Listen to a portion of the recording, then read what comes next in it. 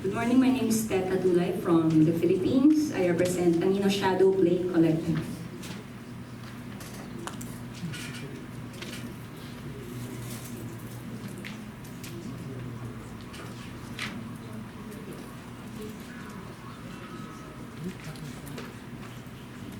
The video is 2 minutes long, so that will take 2 minutes of my time, so let's just go to the PDF.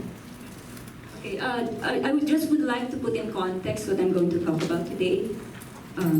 Yes, next slide. So, just to point out 3 very important things that inform the existence and the practice of Anino Shadow Play Collective. The Philippines has no prevailing tradition of shadow puppetry.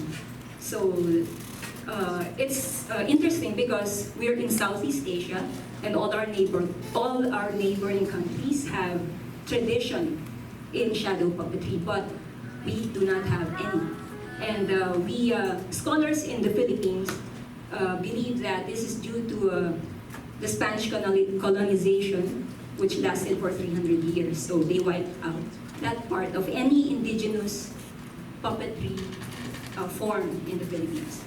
So, Anino's creative process and art practice resonate collective production and aesthetics of poverty. Shadow play is inherently attractive to children, essentially making shadow play an authentic form of TYA. Next slide. So, Anino Shadow Play Collective is a group of Filipino multimedia artists committed to popularizing the art of shadow play. Popularizing because essentially we do not have any tradition, so we're a contemporary group, or we practice contemporary art. In 1990, shadow play was developed as a performance/art medium at the Philippine High School for the Arts, which is a government-funded educational institution. Next slide, please. And in 1996, when the alumni of PHSA, they really loved doing shadow play, so they decided we want to further the cause of shadow play, or really create something out of shadow play. So in 1996, they formed Anino Shadow Play Collective, or nicknamed Anino. So Anino's members come from diverse backgrounds. We are educators, cultural workers, visual artists, musicians, theater practitioners, and the core membership is just at 7. There are 7 people who comprise Anino Shadow Play Collective right now. We do live performances of shadow play, we do exhibitions, art exhibitions, video, animation, we do workshops for teachers to train them in using shadow play as a valid art form in education. Also workshops for children so that they can play around and they can use this form in whatever endeavor they have.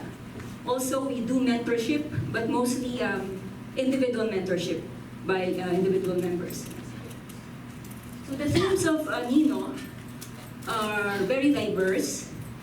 We deal with Philippine traditional art, we deal with Philippine literature, we deal with Philippine political history, and contemporary culture.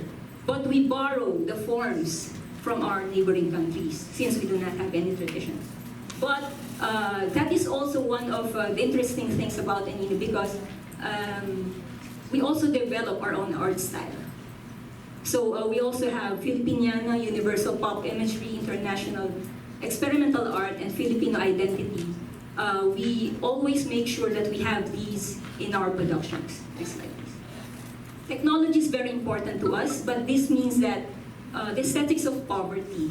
Technology in the Philippines is, well, I wouldn't say at par with other countries, but the thing with Anino is that it uses whatever it has for its resources. We use OHP, we use flashlights, we use candles even to create our images, and we use recycled materials. It is very important that we recycle our productions, or the materials that we use for production. And we do hybrid theatrical styles. Next one, please. Okay. Since shadow play appeals to the youth inherently, and essentially children understand shadow play, regardless of its theme. So, yeah. And since my time is over, I just would like to Yeah, go to the next slide. And we do collaborations. We have been very many local artists and international artists also. And yeah, we look forward to having you collaborate with us.